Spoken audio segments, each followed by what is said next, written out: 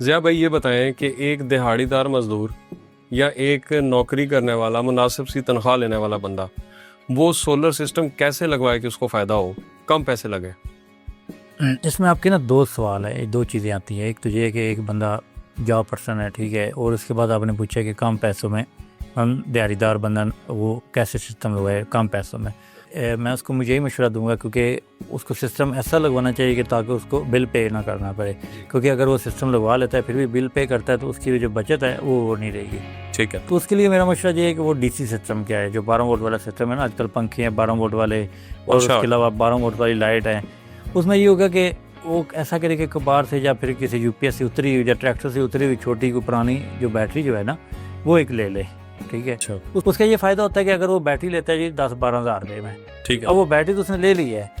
अगर जब वो ख़राब होगी, सबसे पहले जो फ़ायदा जो है साल बाद ख़राब होती है, 6 माह बाद ख़राब होती है, तो उसी रेट में बिक भी जाएगी। तो पहले से हमने ख़राब ली है, ख़राब उसकी थोड़ी सी परफॉर्मेंस बेहतर की है तो फिर वापस हाँ उतरे। जी, वो उसने तोल के लिए ख़राब ली है, या फिर किसी बंदे ने सेल करनी थी, उसको पता है कि मैंने कबार पर बेचूंगा कि मेरी बैटरी 10,000-9,000 में बेचेगी, उस बंदे ने उससे 10-11 हज़ार में खुद ले लिए, क्योंकि जो 12 वोल्ट की चीज़ होती है वो थोड़े ज़्यादा टाइम पर उस पर चलती है, लेकिन यूपीएस पे वो इतनी कारआमद नहीं होती। सही, वो बैटरी ले ले, उसके साथ वो कोई डीसी पंखे मार्केट से ले ले, ठीक है, डीसी पंखे हो गए, और डीसी लाइट्स वगैरह लेके वो वायरिंग करा ले, और साथ छोटा पैनल ले ले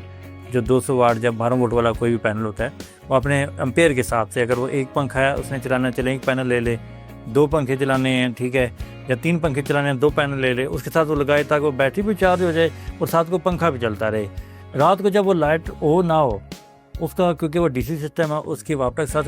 कनेक्शन ही नहीं, क्योंकि वो डीसी सिस्टम है उसका वापस के साथ कनेक्शन ही नहीं है, ठीक है। अब उसका ट्रांसफार्मर चार्ज है, लोड शेडिंग हो, जो कुछ है उसके साथ कनेक्ट नहीं है, वो 24 घंटे उसका पंखा चलता रहेगा और लाइट भी जलती रहेगी और बिल भी नहीं आएगा। ना भी ये टेंशन रहेगी कि अगर हमने यूपीएस के साथ सोलर सिस्टम लगाया हुआ है तो रात को, क्योंकि ज़्यादातर 2 घंटे या 3 घंटे बैटरी निकालेगी लेकिन फिर दोबारा वापस चार्ज करेगी, उससे भी वो चीज़ से निकल जाएगा। सही है। एक चीज़ तो ये होगी कि कम पैसों में ना ये चीज़, ताकि उसको कल बचत भी हो, बिल भी ना पे करना पड़े।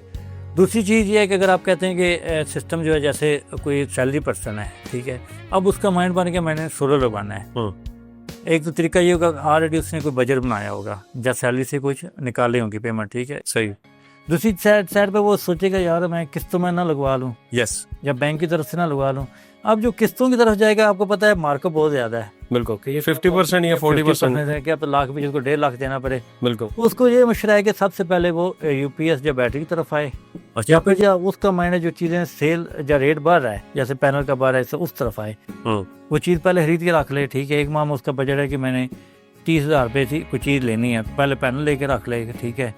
अगर उसने दूसरी साइड पे जाना है, हाँ, उतनी देर पैनल से गुजारा करता रहे, या फिर उसने जाना है कि अगर मैं 12 वोल्ट पर कोई डीसी बैटरी वगैरह जो लेके रख लूँ, इस तरह वो इस तरह ऐसा 2 से 3 माह में ले, बजाय किस्तें पे करने के चीज़ें थोड़ी थोड़ी बना दे। अब अगर 3 माह में वो चीज़ें ले लेता है, ठीक है, अब उसको फ़ायदा क्या होगा कि एक तो उसने ज़्यादा ज़्यादा बिल जो उसका आ रहा है अगर 5 से 6 हज़ार रुपया, ठीक है, चले वो 3 माह बिल पर गुजारा कर ले, 6 हज़ार आ रहा है, 7 हज़ार आ रहा है, चलें 21 हज़ार रुपये तक वो 3 माह में बिल दे देगा। लेकिन 3 माह में उसने वो चीज़ें भी इकट्ठी कर ली और अपनी मर्ज़ी से चीज़ ले ली, कि बजाय किस्तों की, अगर वो लाख रुपये की चीज़ है, ठीक है, अगर उसने वो 1.5 लाख की करनी है और किस्तें भी देनी है, कल ख्वार भी होगा, उसमें ये होगा अगर उसने कोई किस्त देनी है तो ज़्यादा गमी खुशी साथ होती है कि जो जॉब पर्सन होता है उसके एक लिमिटेड होता है एरिया, जैसे उसके माइंड में बनाया होता है कि मेरे पास बचत 12 या 13 हज़ार, हाँ, या 20 हज़ार रुपये बचत है। अब उसमें गमी खुशी होगी, वो किस्तें वाला भी उसको तंग करेंगे, इससे बचने के लिए उसको मशवरा है कि इस तरह वो काम कर रहा है। सही। अच्छा ये बताइएगा, जिस तरह आपने पहले मशवरा दिया कि डीसी सारा सिस्टम करवाए बंदा,